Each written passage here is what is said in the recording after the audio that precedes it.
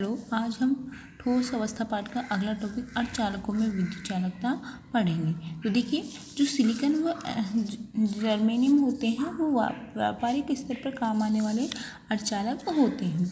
अब ये सिलिकॉन और जर्मेनियम है, ये कार्बन वर्ग से संबंधित है, कार्बन वर्ग के अंतर्गत आते हैं। अब कार्बन वर्ग में आपको पता है भारित ग्रुप में कितने इलेक्ट्रॉन होते हैं? 4 इलेक्ट्रॉन होते हैं। तो जैसे एक सिलिकॉन अर्धचालक का क्रिस्टल चालक है, तो इसमें सिलिकॉन अर्धचालक है वो देखिए ये वाला सिलिकॉन है, इसमें कौन सा संकरण है? sp3 संकरण है। तो ये sp3 संकरित होते हैं और इनकी क्रिस्टल संरचना हीरे के समान होती है। 4 सहसंयोजक बंध इसमें क्या है? पाए जाते हैं। 4 संयोजक बंधों से एक दूसरे से जुड़े होते हैं, इस कारण से इनमें कोई भी मुक्त इलेक्ट्रॉन नहीं पाया जाता। और मुक्त इलेक्ट्रॉन नहीं पाए जाने के कारण इन सिलिकॉन अर्धचालकों की चालकता क्या होती है? कम होती है। अतः इनकी चालकता का उपयोग प्रायोगिक कार्यों में नहीं ले सकते हैं। और सिलिकॉन व जर्मेनियम होते हैं, सिलिकॉन व जर्मेनियम के जो संयोजकता बैंड व चालकता बैंड होते हैं, उनके मध्य भी जो ऊर्जा का अंतर होता है, संयोजकता बैंड व चालकता बैंड के मध्य ऊर्जा का अंतर या जो वर्जी क्षेत्र होता है वो 68 किलो जूल प्रति मोल या 106 किलो जूल। जर्मेनियम के लिए तो होगा 68 किलो जूल प्रति मोल और सिलिकॉन के लिए होगा 106 किलो जूल प्रति मोल होता है। मतलब ये ऊर्जा का अंतर है वो बहुत अधिक होता है, जिससे कि जो इलेक्ट्रॉन हो वो चालकता बैंड से संयोजकता बैंड में आसानी से नहीं जा पाते हैं, और इलेक्ट्रॉन आसानी से नहीं जा पाते हैं, इस कारण से ये विद्युत का चालन है वो भी बहुत कम करते हैं। तो ये कारण है जिनके कारण कि ये अर्धचालक होते हैं। सिलिकॉन व जर्मेनियम अर्धचालक होते हैं, इनकी चालकता का मान प्रायोगिक कार्यों में अधिक उपयोगी नहीं होता है, परंतु इनको प्रायोगिक कार्य में लेने के लिए इन अर्धचालकों में क्या मिला देते हैं? अपन कुछ अशुद्धियाँ वगैरह मिला देते हैं इनकी चालकता बढ़ाने के लिए। तो सिलिकॉन व जर्मेनियम अर्धचालकों का कैसे अर्धचालकों के समान व्यवहार करेंगे, इसके लिए इन अर्धचालकों को अपन ने 2 भागों में बांटा है। पहला अपन पढ़ेंगे, पहले 2 भाग देख लेते हैं कौन कौन से हैं। तो पहला तो है नेज अर्धचालक, नेज अर्धचालक या इनको बोलते हैं शुद्ध अर्धचालक, और दूसरा है डोपिंग अर्धचालक या फिर अशुद्ध अर्धचालक। अशुद्ध अर्धचालक तो सबसे पहले हम देखते हैं इसमें नेज अर्धचालक। तो पहले नंबर का हम देखेंगे नेज अर्धचालक।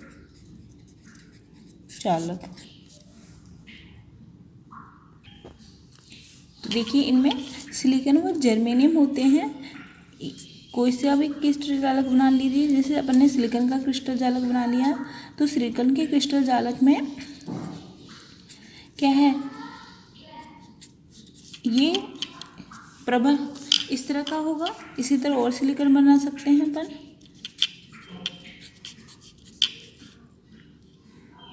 तो इसमें क्या हो रहा है?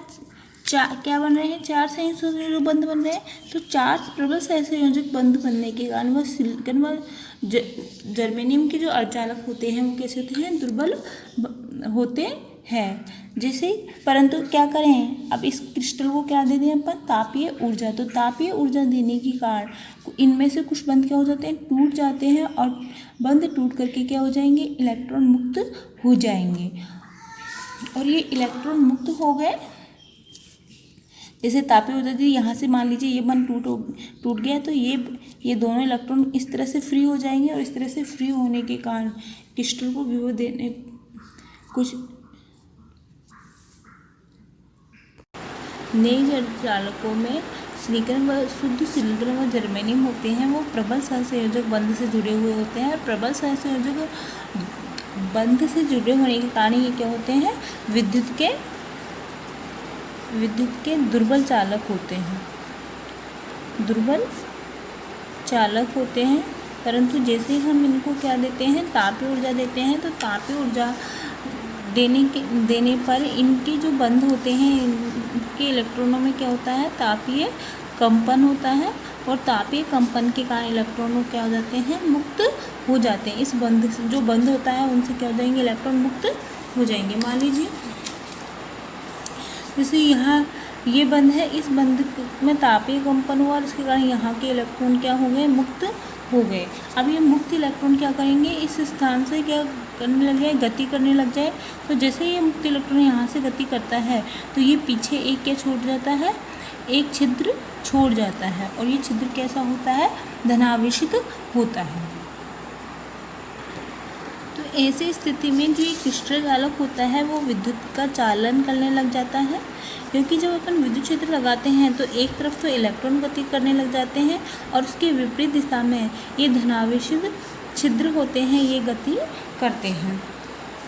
जैसे ये पहले यहाँ से एक इलेक्ट्रॉन है वो गति करा इधर की तरफ, यहाँ क्या बन गया, छिद्र बन गया। अब इस छिद्र को भरने के लिए मान लीजिए अगले बंध का इलेक्ट्रॉन, जैसे ये बंध है ये भी टूट गया, ये 2 इलेक्ट्रॉन फ्री हो गए, तो ये इस छिद्र को भरने के लिए इस इलेक्ट्रॉन ने मान लीजिए यहाँ पे गति करी, तो यहाँ क्या बन गया, छिद्र बन गया। तो इलेक्ट्रॉन तो इस तरह से गति कर रहे हैं, तो छिद्र कैसे गति कर रहे हैं, पहले छिद्र यहाँ था और फिर छिद्र कहाँ बने, यहाँ इस तरह से बन रहा है। तो इलेक्ट्रॉन के विपरीत दिशा में छिद्र हमेशा कैसे गति करेंगे, जिधर इलेक्ट्रॉन गति करेंगे उसके विपरीत दिशा में गति करेंगे, और ये छिद्र कैसे होंगे, हमेशा धनावेशित होते हैं। तो इस कारण से जो नेज अर्धचालक होते हैं वो क्या करते हैं, विद्युत की चालकता दर्शाते हैं।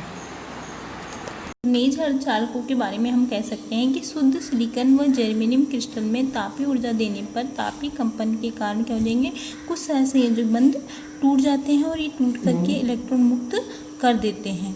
विद्युत विभव देने पर ये इलेक्ट्रॉन छिद्र छोड़ करके पलायन कर जाते हैं। ये जो मुक्त इलेक्ट्रॉन हुए हैं ये कहाँ एक जाते हैं, अंतराकाशीय स्थलों में गति करने लग जाते हैं। जैसे ये इस बंध में जो ये इलेक्ट्रॉन है यहाँ से किसी भी अंतराकाशीय स्थल यहाँ पर चला गया है, गति करने लगते हैं। जबकि जो धनावेशित है, धनावेशित छिद्र होता है, जो धनावेशित छिद्र है वो एक बंध से दूसरे बंध की ओर गति करने लग जाता है। जैसे पहले ये छिद्र यहाँ थे, फिर यहाँ पे इस बंध पे बन गया, तो ये एक छिद्र से दूसरे छिद्र की ओर गति करते हैं। क्रिस्टल की नेज अर्धचालकत्व कहलाती है। ये जो प्रक्रिया है ये कहलाती, क्रिस्टल की नेज अर्धचालकत्व कहलाती है, और ऐसे क्रिस्टल नेज अर्धचालक कहलाते हैं। तो ये नेज अर्धचालक होते हैं, इनमें आवेश वाहक कौन कौन है, एक तो है धनावेशित छिद्र और एक है ये मुक्त इलेक्ट्रॉन। तो इनकी संख्या क्या होती है, समान होती है। दूसरा प्रकार है डोपिंग अर्धचालक का। तो डोपिंग का अर्थ होता है कि अर्धचालक में अपन कोई अशुद्धि मिला दे, उस प्रक्रिया को अपन क्या बोलते हैं, डोपिंग।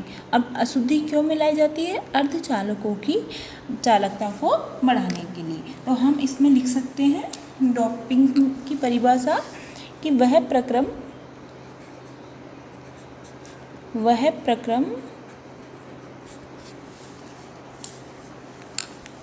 जिसके द्वारा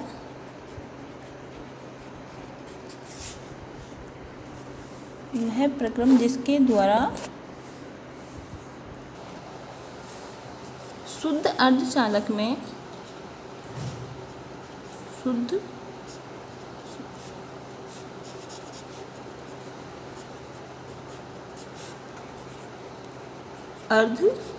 अर्धचालक में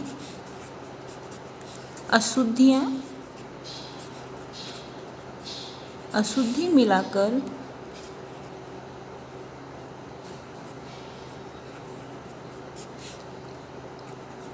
उनकी चालकता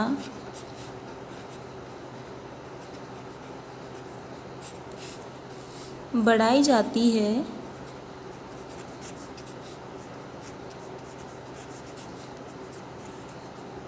डोपिंग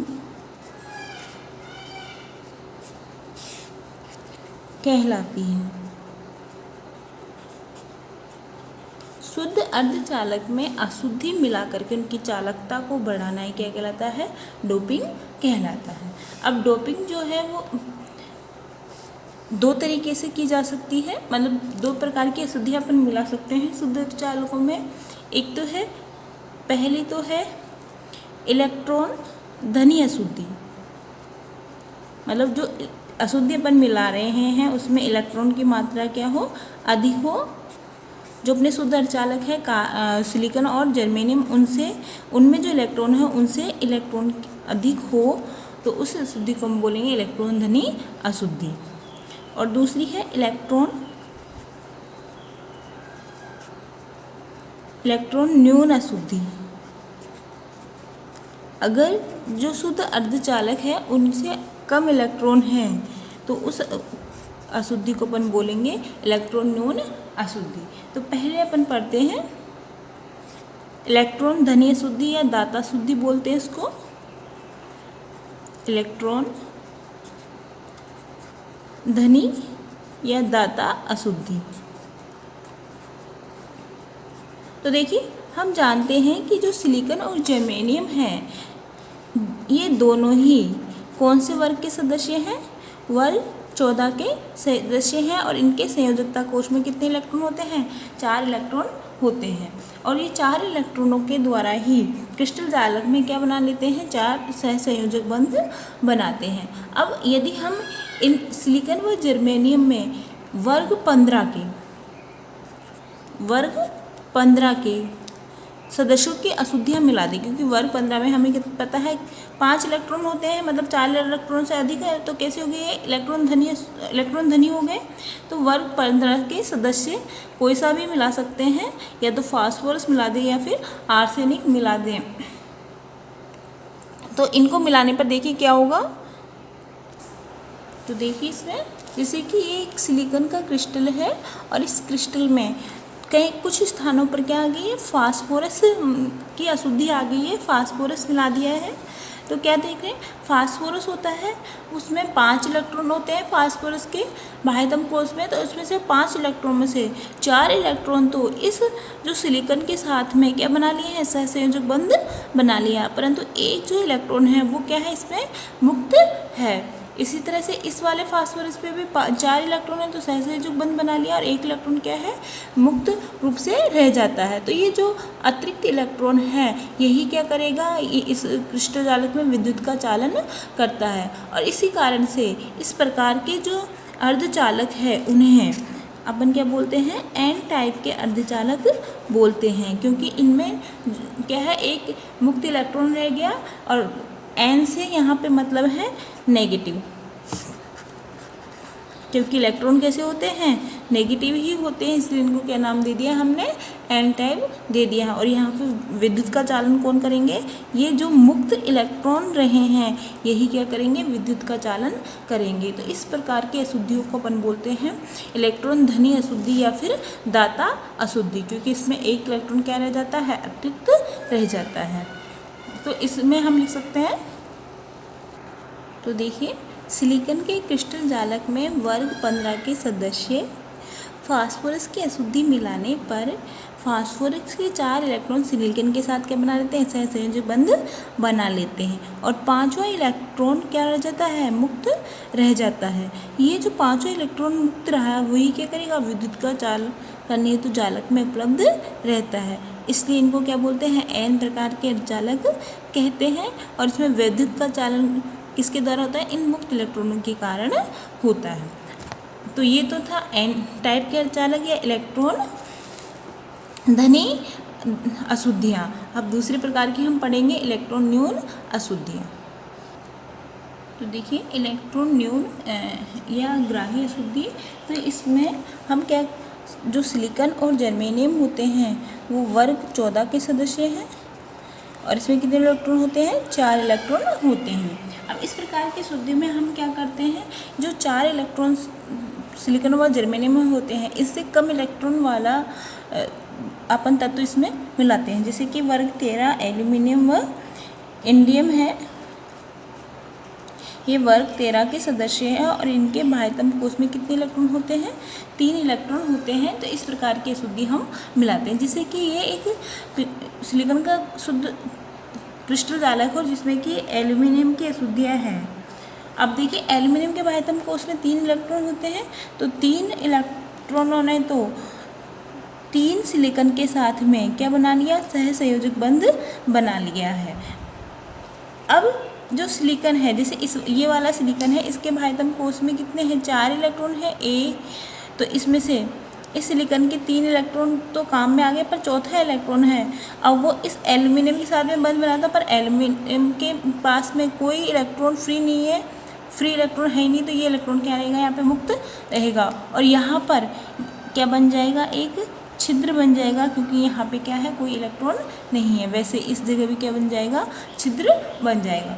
तो देखिए जब हम सिलिकॉन में एल्यूमिनियम की अशुद्धि मिलाते हैं, मतलब वर्ग 13 के सदस्य की अशुद्धि मिलाते हैं, तो 3 इलेक्ट्रॉन तो बंध बनाने में काम में आ जाते हैं, परंतु चौथा इलेक्ट्रॉन होता है वो बंध के लिए उपलब्ध नहीं होता है। तो इलेक्ट्रॉन क्या रह जाता है? यहाँ पर छिद्र या रिक्तिका रह जाती है। अब इस छिद्र को निकटवर्ती बंध के कोई भी परमाणु भरने आ सकता है। अगर ऐसा होगा, देखिए जैसे कि मान लीजिए ये निकटवर्ती है, तो यहाँ से इलेक्ट्रॉन इस छिद्र को भरने के लिए आ रहा है, तो ये इलेक्ट्रॉन कहाँ पे आ जाएगा? यहाँ पे आ जाएगा। और जैसे इलेक्ट्रॉन यहाँ पे आ जाएगा तो इन दोनों के मध्य क्या बन जाएगा? बंध बन जाएगा। पर यहाँ से इलेक्ट्रॉन चला गया है, तो अब यहाँ क्या बन जाएगा? छिद्र बन जाएगा। अब इस छिद्र को भरने के लिए अगर यहाँ से इलेक्ट्रॉन आ रहा है, तो ये क्या हो रहा है? ये छिद्र आगे से आगे क्या कर रहा है? गति कर रहा है। तो हमें ऐसा लग रहा है कि छिद्र यहाँ पे क्या हो रहा है? छिद्र क्या कर रहे हैं? गति कर रहे हैं। पहले छिद्र यहाँ था, फिर यहाँ, फिर यहाँ। तो इस तरह से इस जालक में ऐसा प्रतीत होता है कि छिद्र गति कर रहे हैं।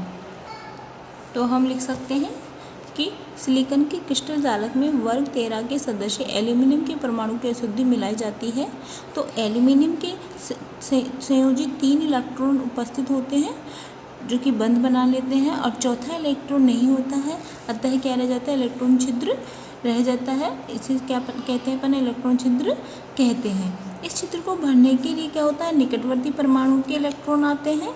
तो ऐसा लगता है जैसे यहाँ से आया फिर यहाँ से आएगा, तो हमें ऐसा लगेगा कि छिद्र क्या हो रहा है? आगे से आगे बढ़ता जा रहा है, विपरीत दिशा में बढ़ता जा रहा है। और ये इलेक्ट्रॉन छिद्र होते हैं, ये किसकी तरह व्यवहार करते हैं?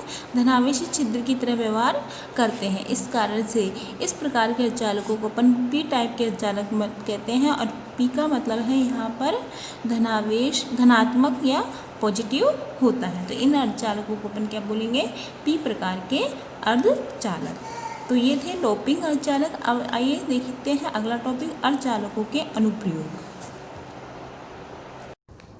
तो देखिए जो एन व पी प्रकार के अर्धचालक है, इनका इलेक्ट्रॉनिक्स में बहुतायत से उपयोग किया जाता है। इनसे कई प्रकार की युक्तियां बना करके इनका उपयोग किया जाता है। तो पहला उपयोग है एन व पी प्रकार के अर्धचालकों से क्या बनते हैं? डायोड्स बनते हैं। और इन डायोड्स का उपयोग किया जाता है रेक्टिफायरों में, इनका उपयोग किया जाता है। अगर दूसरा देखिए, अगर हम एन व पी प्रकार के अर्धचालकों को इस प्रकार से, इनकी परतों को इस प्रकार से जमाएं कि पहले एन, फिर पी और फिर एन, या फिर पी एन पी, इस तरह से संयोजन करें, तो इससे क्या बनता है? ट्रांजिस्टर बनता है। और ट्रांजिस्टर का उपयोग होता है रेडियो आवृत्ति के संकेतों को पहचानने में और उनका प्रवर्धन संकेतों को बड़ा करने में इनका उपयोग किया जाता है। इसके अलावा सौर सेल जो कि एक उच्च दक्षता युक्त डायोड है, जिसे अपन फोटो डायोड भी कहते हैं, में भी किसका उपयोग किया जाता है? अर्धचालकों का उपयोग किया जाता है। और ये फोटो डायोड होते हैं, ये प्रकाश ऊर्जा को किस में बदलने का कार्य करते हैं? विद्युत ऊर्जा में बदलने का कार्य करते हैं। गैलियम आर्सेनाइड जो एक यौगिक है, अर्धचालक यौगिक है, वो संकेतों क्या कर लेता है? तुरंत पहचानने में सक्षम होता है। अभी गैलियम आर्सेनाइड में देखिए, जो गैलियम है ये तो वर्ग 13 का है और ये आर्सेनिक है, ये है वर्ग 15 का। मतलब ये जो यौगिक है वो किससे मिलकर बना हुआ है? वर्ग 13 और वर्ग 15 के तत्वों से मिलकर बना हुआ है। तो ये क्या करता है, संकेतों को तुरंत पहचानता है। इसी प्रकार से अन्य वर्ग 13 व 15 के तत्वों से मिलकर बने हुए अन्य अर्धचालक यौगिक कौन कौन से हैं? इंडियम स्पेटनस, INSB और एल्यूमिनियम फास्फोरस, ये अन्य अर्धचालक यौगिक है। इसी प्रकार से वर्ग 12 व वर्ग 16 से भी अर्धचालक यौगिक बनाए जा सकते हैं, जैसे कि zinc sulphur, cadmium sulphate, cadmium selenium, AgTl भी अन्य अर्धचालक यौगिक है। तो ये तो था ठोसों में अर्धचालकता